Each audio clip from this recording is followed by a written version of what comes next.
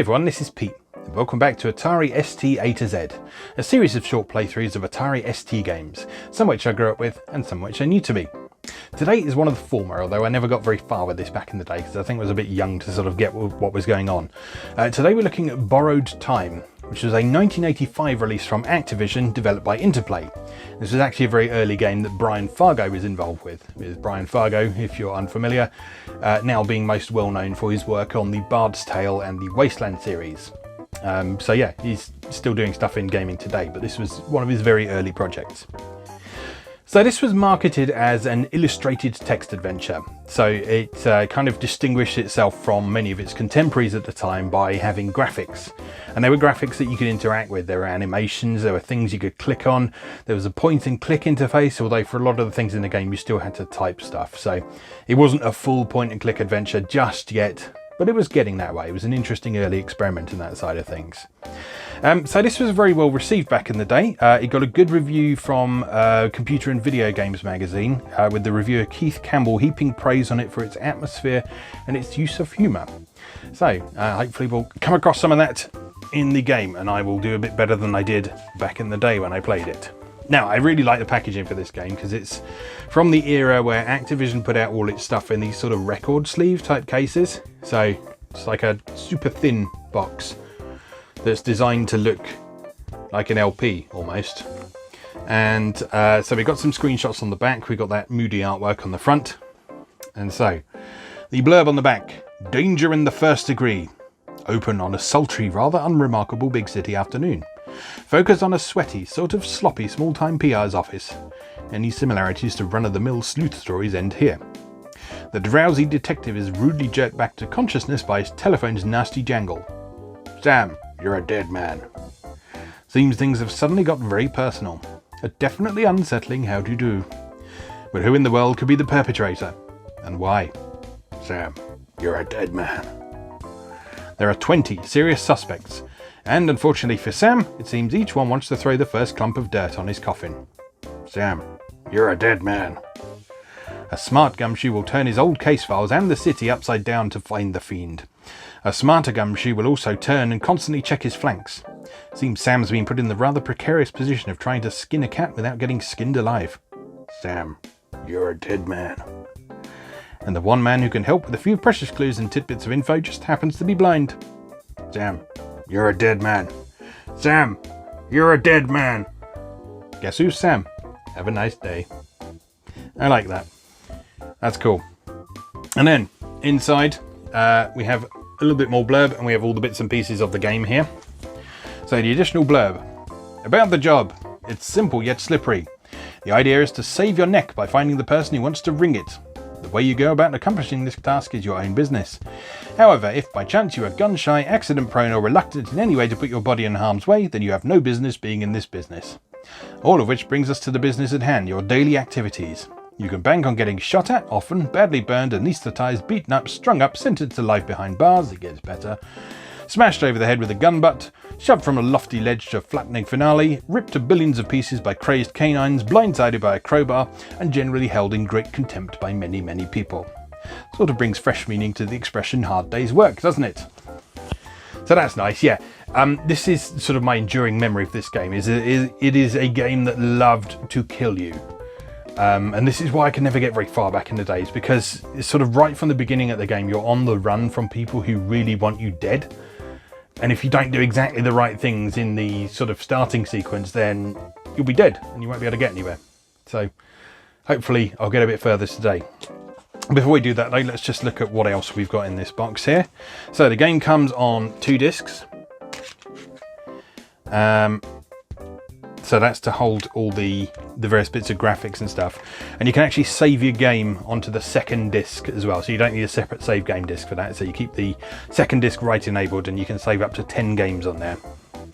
Then we have a manual in this sort of sleeve notes type format. So it's a sort of fold out affair like this. And that gives you some information about the game, how to operate it and that sort of thing. There's also quite a good in-game tutorial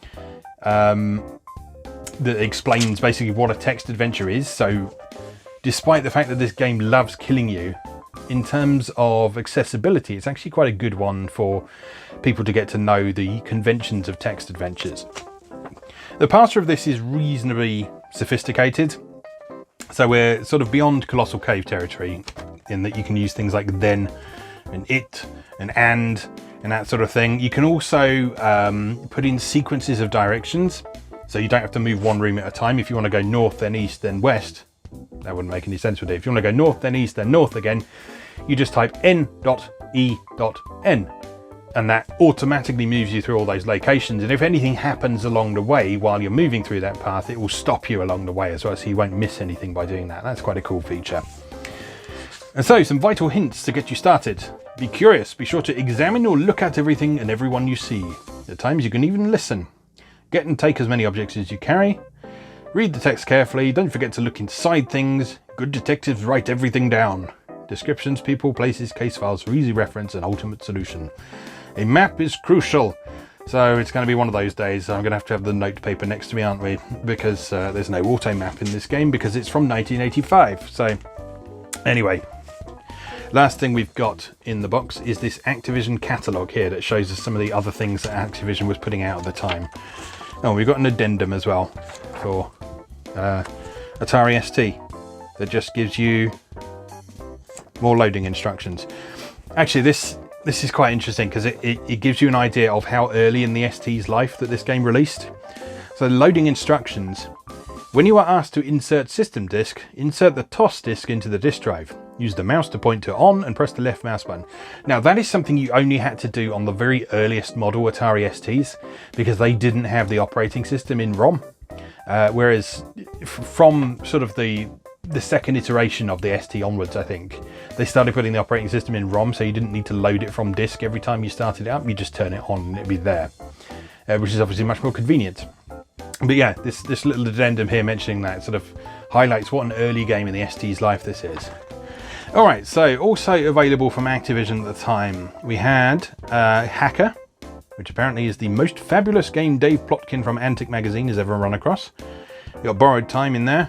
The Activision Little Computer People Discovery Kit. Yeah, this is the game that sort of inspired The Sims in a lot of ways. It's a game that you just boot up and there's a little dude running around inside your computer and you can interact with him and play games with him and stuff. You can't directly control him, but yeah, sort of the idea of simulated life was a thing as early as 1985, as you can see. Alter Ego, which was another life simulator. This was an entirely text-based one. It's supposed to be quite an interesting one. I've never played it. I think there might be a mobile version of that now, thinking about it. The Great American Cross Country Road Race, which Chris and I have talked about on the Moe Gamer podcast when we did our Vanishing Point Races episode. That was an old favourite of mine. Some other stuff. Alcazar, the Forgotten Fortress. Never heard of that one. Countdown to Shutdown. No, not heard of that one either. Master of the Lamps we've covered on the Atari A to Z series for Atari 8-bit. Fast Tracks, the Computer Slot Car Construction Kit. I wonder if that's related to Racing Destruction Set, which I think came out a little bit later, possibly. I don't know. I haven't looked into the date of that, and that's one we've not yet covered on Atari A to Z at the time of recording. But yeah, lots of interesting things to see in that packaging, and plus that lovely sort of record sleeve style presentation. So yeah, looking forward to hopefully getting a little bit further in this than I usually do, and as I could back in the day. So let's go play Borrowed Time. Okay, here we are with Borrowed Time from Activision, and a program by Interplay. Pretty early one from Interplay, and like I say, a very early one from Brian Fargo as well, among other people. He wasn't the only one involved with this by any means, but yeah, he was certainly part of it. Alright, I'm going to show you the tutorial first, because this is quite an interesting addition to this package. And as I say, this game is not a terribly friendly adventure in terms of how quickly it tends to kill the player, but this tutorial is a really good introduction to what a text adventure is and how it all works. So, welcome to the world of illustrated text adventures. This living introduction will teach you the basics of how to be a first-rate adventurer. The rest is up to you. What is an illustrated text adventure? To play this adventure, you must become the character in the story. Given the objective of the adventure, this was generic tutorial text that didn't specifically apply to Borrowed Time, but it was sort of designed to be able to be included in other games. Given the objective of the adventure, you must explore all the various game locations, searching for clues to help you in your quest. To progress through the adventure, you will be required to solve a series of logical puzzles. If you solve them all correctly, you will be successful in your mission. And then it tells you a little bit about how to actually interact with the computer, how to type things in, what a parser is, some examples of things you can type in and it be understood. And what I mentioned in the intro, which is sort of the way you can abbreviate things and use the full stop to separate out different commands that you want to execute in sequence. Yep, save game, very important in this game. There's also a quick save and a quick load function in this, which is very cool.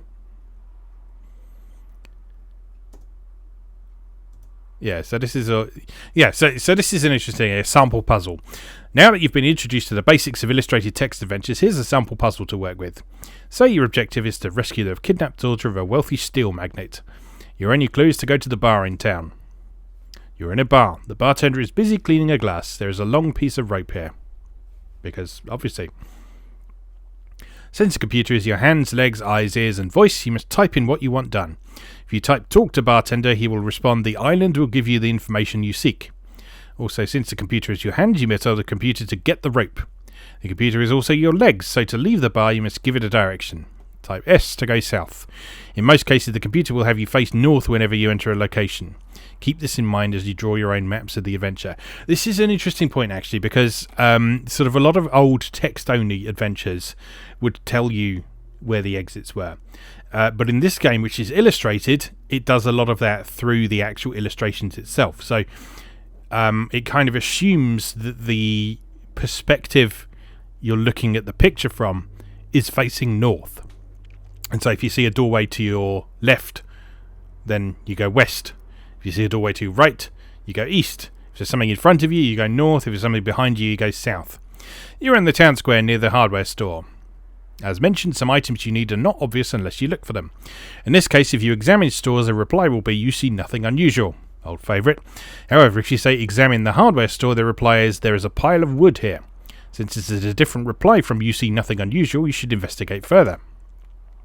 If you try to get wood, the reply is, it is far too heavy to lift. However, if you examine wood, the reply is, there is an axe here. When you type get axe, the computer will take the axe. As you explore other directions, typing east or west, you will find you cannot go in those directions. North will take you back to the bar, so S or south is still the only direction available. You're on the outskirts of town on a deserted beach with trees and an ocean around you. As before, you examine your surroundings. If you type examine trees, the reply is the trees are somewhat skinny but are straight and sturdy. If you examine ocean, the reply is you see a small island in the distance. If you examine beach, the reply is you see nothing unusual. Since the bartender told you that information you need is on the island, you could try to swim to the island. The response would be, as you start to swim out to the island, you realise it is much farther out than you originally thought. Exhausted, you sink to the bottom of the ocean. It seems the game has ended. Would you like to try again, yes or no? That is obviously the wrong response, but in adventures, failure is the path to success. As long as you save the game before venturing into deep water, you can load again and try something else. If you said examine island, the response might have been, upon closer inspection you notice the island is quite far out, much too far to swim. Try another solution to this puzzle. You may remember that you have an axe and the trees are not very thick. You could chop trees. The response is you cut down several long straight trees. You have some rope, so you may try to build a raft. When you type tie trees together, the response is tying the cut trees together, you fashion a respectable looking raft.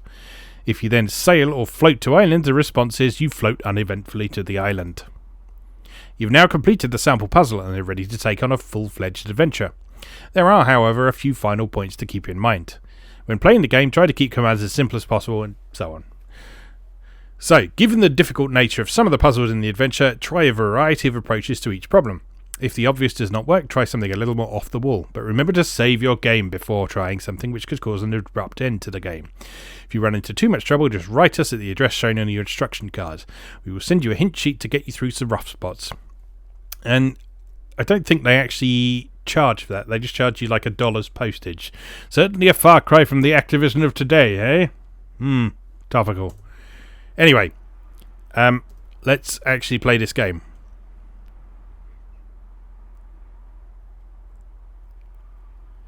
After a short loading break.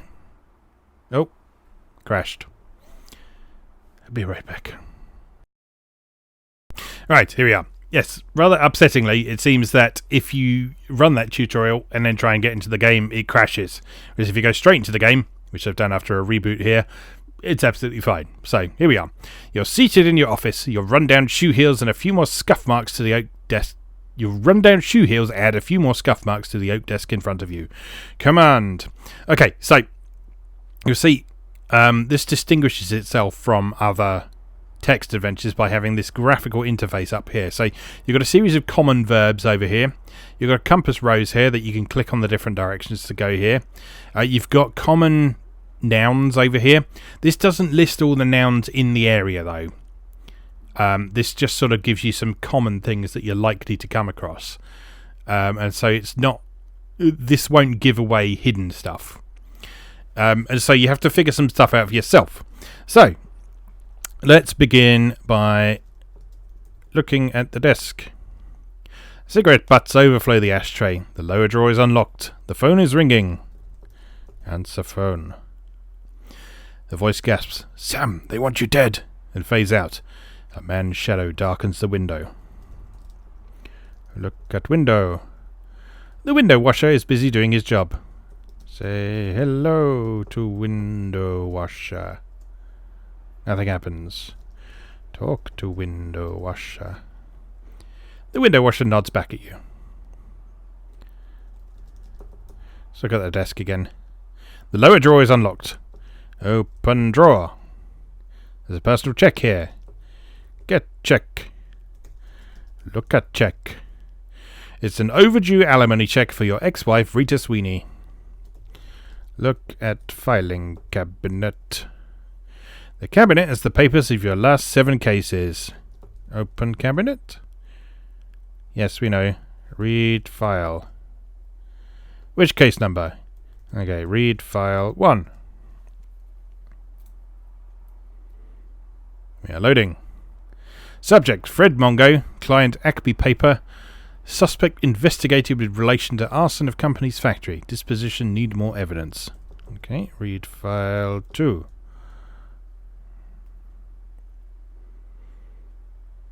Subject F. Nigler. Client Lionheart. Investigated subject for employer after complaint about political activities. Disposition Mr. Nigler was innocent. Read file 3. You have the odd feeling that you're being watched.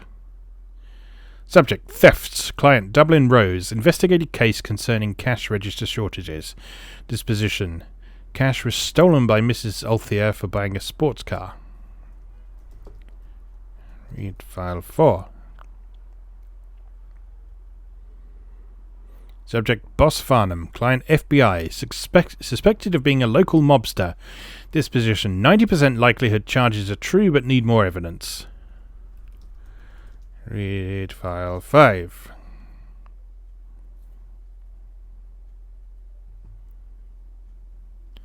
Subject Jim Schumann. Client G&W Incorporated. Subject is accused of embezzlement. Disposition proven guilty. Minimal amount stolen only gets him demoted.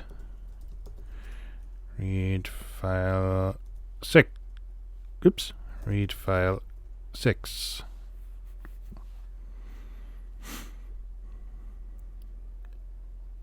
Subject Doris Maglum. Client Morris Motors. Suspect went 60 days beyond payment date. Disposition car repossessed at Styles Park. Okay. The window washer is busy doing his job. So, we're still in our office. Nothing much else to do here, I don't think. So, I'm just going to save my game. In 0. And then we'll head out to the east.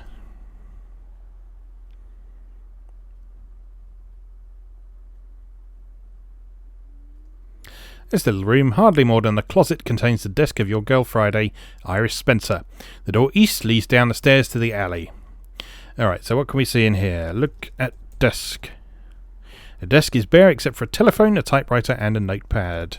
Read notepad. It reads, Sam, gone to dentist, back soon. Mavis from Dublin Rose called, desperate to speak to you. Iris. You have this nagging feeling that someone is following you. Call Mavis. All you get is a busy signal. Okay. Look at typewriter. It's a dusty old manual. Type. That's what your secretary is for. Is that a kettle in the background? Look at kettle. You see nothing special. Look at window. You see nothing special. Look at desk. Look at phone. Okay, not a lot else going on in here, I don't think. So, now, I know at this point things start to get more dangerous. So we go east out into the alleyway. You see a couple of thugs walking up the alley towards you. When they see you, they draw their guns. Twilight shadows shroud the doorways of the narrow alley. Stairs lead up to your office. So, this is a point where you just have to react. And you use the visuals as part of that. So you can see now that your office is to the west. And that the Dixie Arms Hotel is to the east because it's on the right of the screen. So we just go east. You dart into the hotel, the thugs hot on your tail. You're standing in the side doorway of the Dixie Arms Hotel. To the north is a dingy hallway with a beat-up chair lying in the middle. I say that because I know that we need to hide behind chair.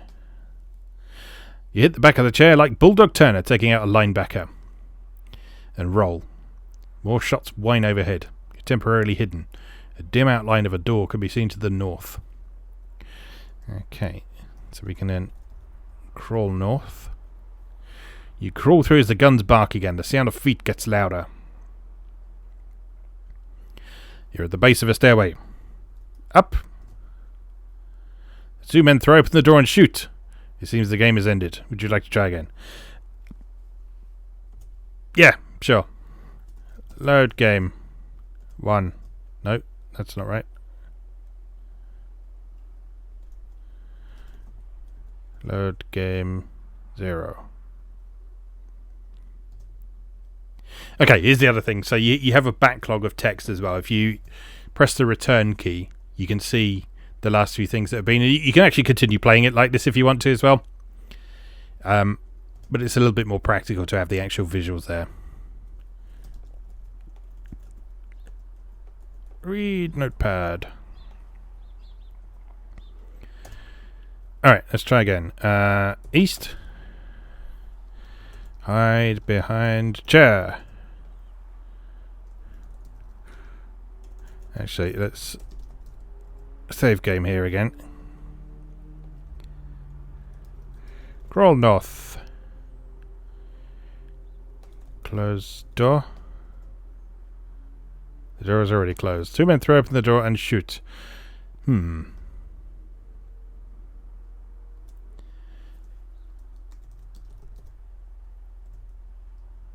Okay, so what do we do there then?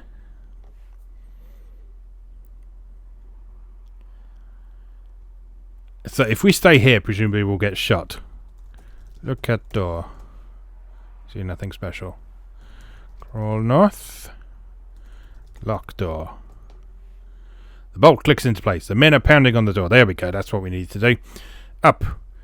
Your admirers are splintering the door as you run up the stairs. Down the hallway to the east, you see a window. You're standing in the attic. Look at picture. It's your typical bad hotel artwork. From below, you hear the thump of the door as it breaks off its hinges and slams into the stairwell. Well, we should probably get out the window then, shouldn't we? The lock is rusted shut. You hear the men frantically running up the stairs. Break window, quickly. You smash the window and send glass everywhere. You hear the men frantically running up the stairs. You're standing in the attic. You see a shard of glass. Take glass. You got a shard of glass. They're almost here. East.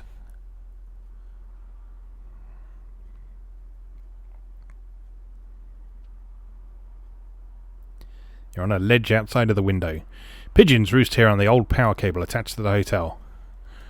Look at cable. The wire spans the gap between the hotel and the building to the south. I think this is probably a good time to save again, isn't it? Good save game 0. North? You can't go that direction. Look at wire. Climb wire. You go hand over hand on the wire to the building across the street.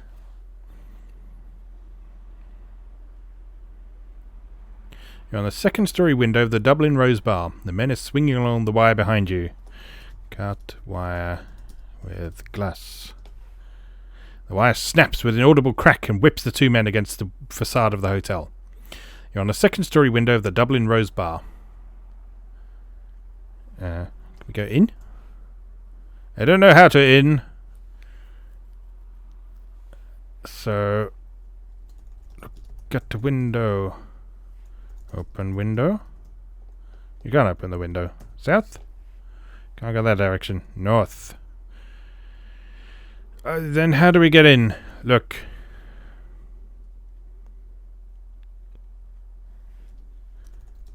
Look at door. West. East. Oh. Mavis Brown, the barmaid, spots you immediately and approaches. I tried to call, she says, glancing around nervously. I heard Farnham's man, Charlie LeBoc, tell your wife and Fred Monger that you'd never finish your investigation. She starts to say more, but noise from the dimly lit corner booth stops her and she runs out the door. The smell of 1,000 beers permeates the air of this dark bar. A street exit is west. There are empty seats at the bar. Look at bar. You see nothing special. Talk to bartender. Jerry listens politely. Ask Jerry about Mavis. I don't know how to ask. Okay, not that sophisticated then. Sit. A rest would be nice, but there's work to be done. Look at bartender. Jerry's diligently polishing glasses. Talk to Mavis. But she's not here. Oh, no.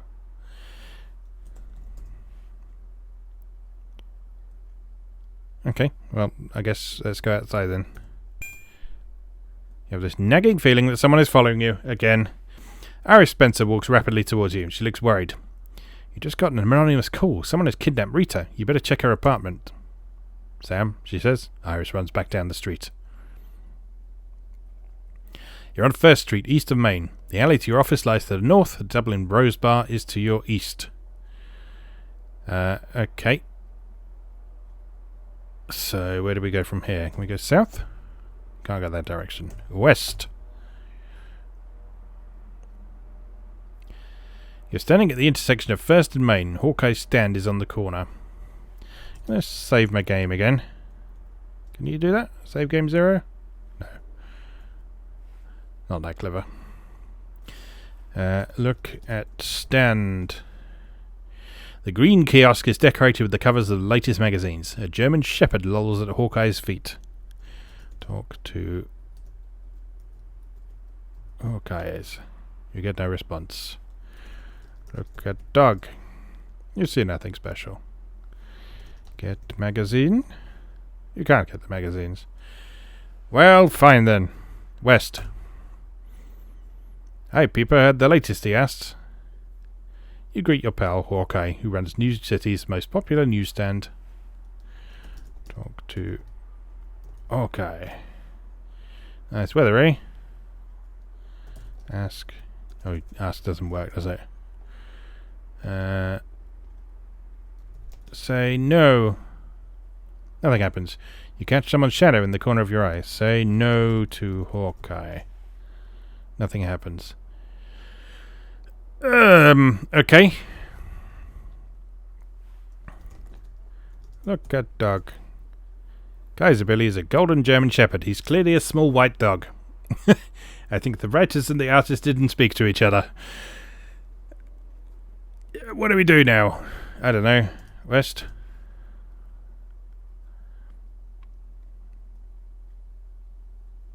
There's a hot dog cart parked here on the corner of Pershing and West First.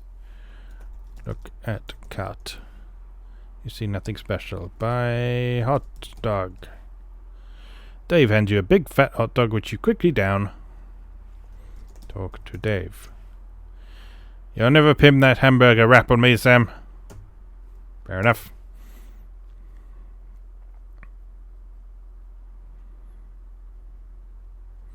You're standing on the west end of First Street. There is a weather-beaten shack to the north.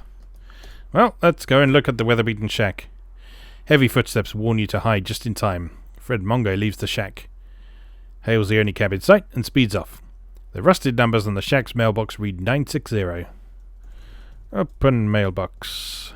The mailbox is empty. Open shack. You can't open the shack. You hear a gun cocking somewhere. Hide. You can run, but you can't hide. Open door. It's locked. Fuck. Unlock. You know what?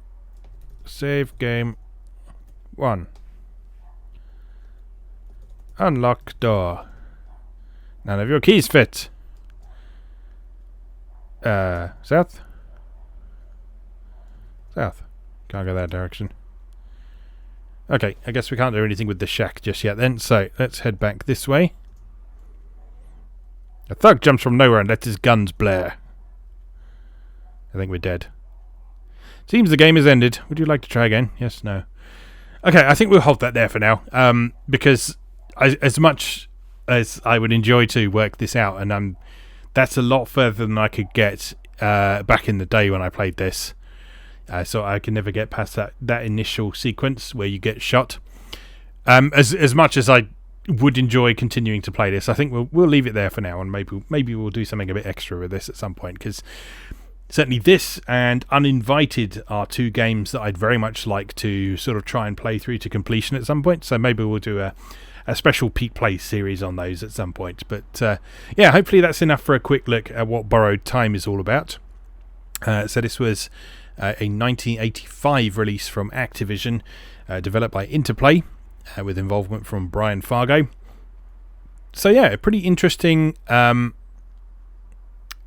illustrated text adventure. Well worth a go. Particularly if you can find one of those lovely package copies. But for now, I'll just say, as always, thank you very much for watching, and I'll see you again next time.